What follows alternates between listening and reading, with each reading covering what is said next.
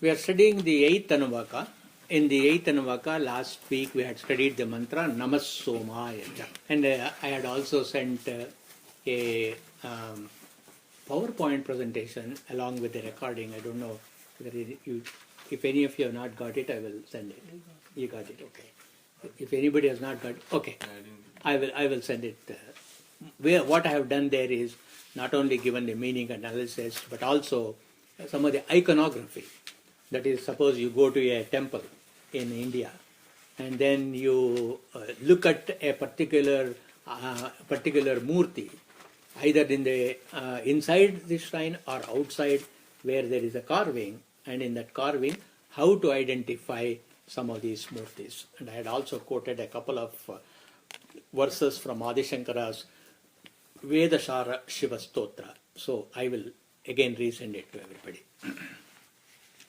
So the idea is, I'm going to point out the particular mantra of the Rudra, and corresponding to that particular mantra of the Rudra, in which temple in India or in which museum anywhere else in the world, there is a murti which corresponds to that mantra. So that will give you a kind of a, when you go to India or when you go to any of these museums, for example, there are very beautiful murtis in the Los Angeles Museum, in Chicago, in Washington, D.C., and also in Berlin, Paris. So whenever you are traveling in those museums, you will be able to look at that particular murti and identify the mantra corresponding to that. This I am also separately doing for the murtis of Narayana or related murtis of Narayana. I will share all that with you as I progress in that work. So this is the first yajus of the 17 yajus that is part of the 8th or the Ashtama Anuvaka.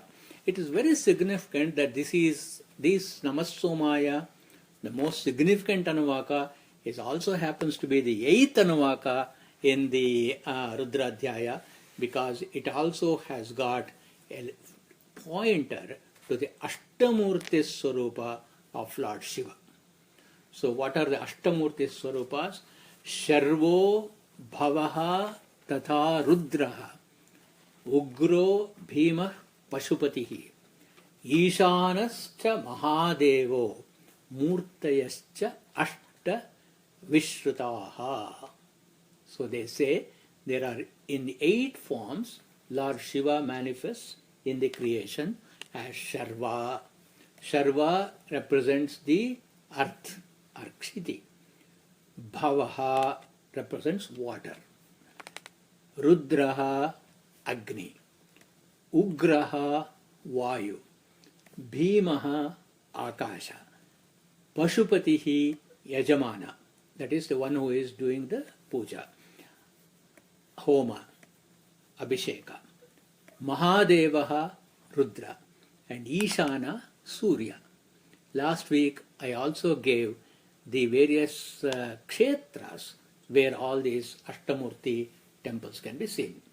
So you may also be aware that many of you who do the Rudrarchana Vidhi, that we offer Arghya as part of the Mahanyasa, especially for all these 8 forms. Bhavan Devam Tarpayami, Sharvan Devam Tarpayami, Ishanan Devam Tarpayami. Similarly, Bhavasya Devasya Patnim Tarpayami, Rudrasya Devasya Patnim Tarpayami. Like that, we also give the Tarpana to all these 8 forms. So when you are offering that Tarpana, what is the meditation, the dhyana? The dhyana is, you must say that I am offering this water, this Tarpana, to the entire earth element, both the gross and the tanmatras. Like that you become one with the universe. Then the Rudrarchana Vidhi, it mandates the worship of the Rudra has to be done by visualizing the Ashtamurtyatmaka Prapancha. That means when you are actually doing the dhyana of Shiva, in your vision, all the 8 forms that we talked about has to come as a picture in your eye, before your vision. Then only the the particular Anusandhana will be powerful. How should you do? What is the process? Ashtamurtyatmana Vishwam. The entire universe, Vishwam, manifesting in the form of 8 ways, Ashtamurtyatmana. Adhisthaya sthitam Shivam. In that you have got to do avahana of Shiva. Then how should we do the prayer? Bhajasva sarva bhavena. With all the moods that one can muster at that point of time, focus it and think of Rudra as the cause of all causes, Rudram Parama Karanam. Ashtamurtyatmana Vishwam Adhishtaya Sthitam Shivam Bhajasva Sarva Bhavena Rudram Parama Karanam. Rudra himself is the causeless cause and is the cause of all the creation.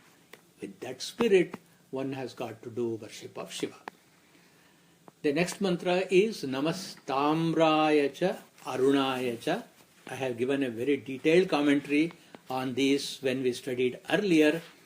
Asau vyastamro aruna uta bhabrassu mangalaha.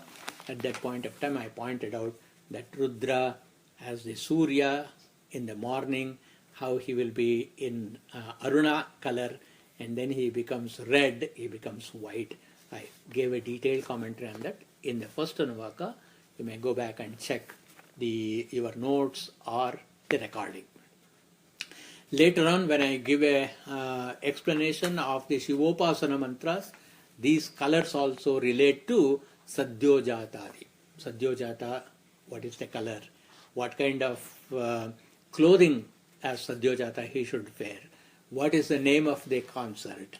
So all that I am going to talk about it. So when you look at a painting or when you look at an iconography, you will be able to identify this is the Sadyojata Murti, this is the Agora Murti.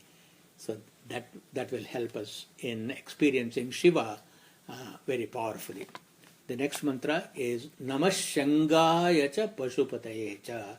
Shanga means Sham Gamayati iti Shangaha.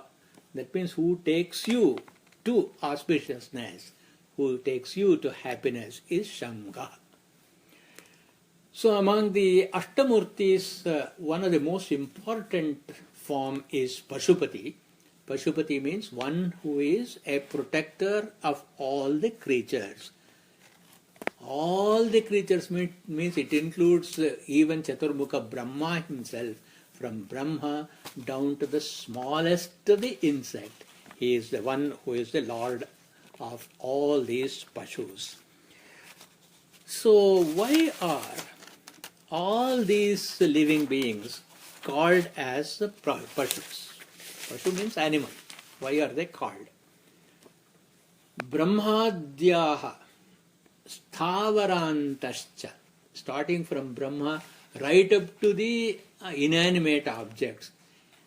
Deva Devascha Shulinaha.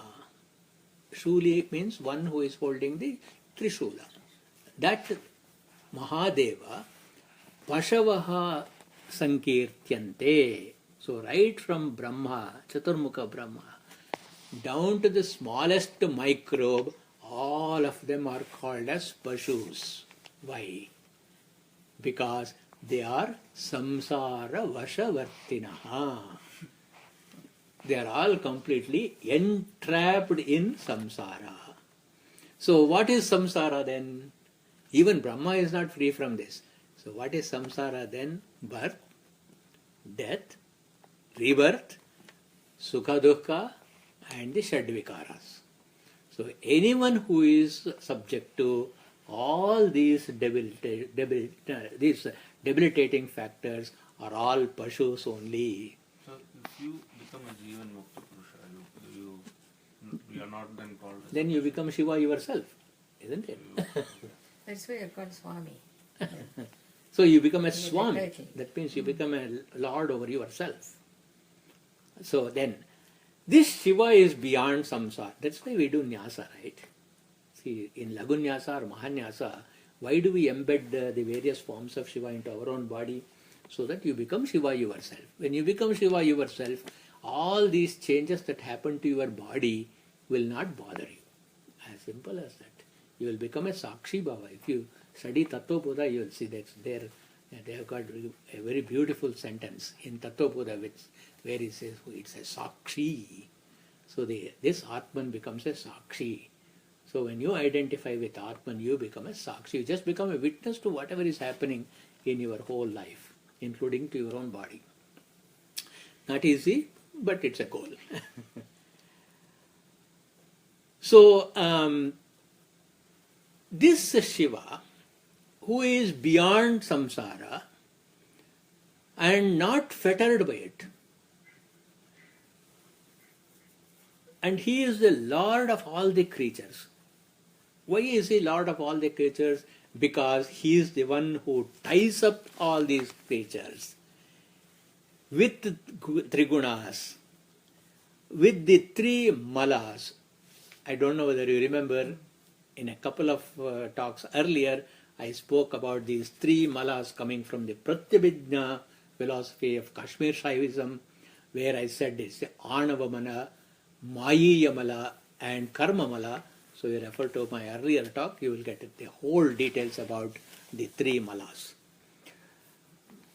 And he is the one who removes all these malas for his bhaktas. This is one advantage of recording. You can always go back and check. Tesham patitvat deveshaha shivaha pashupatis sprutaha. Because for all the pashus who are bound by samsara, since he is the Lord, he is called as Pashupati. So how does he bind all these pashus? Mala mayadivihi pashaihi saha badnati pashun patihi. So the three malas, Maya is triguna.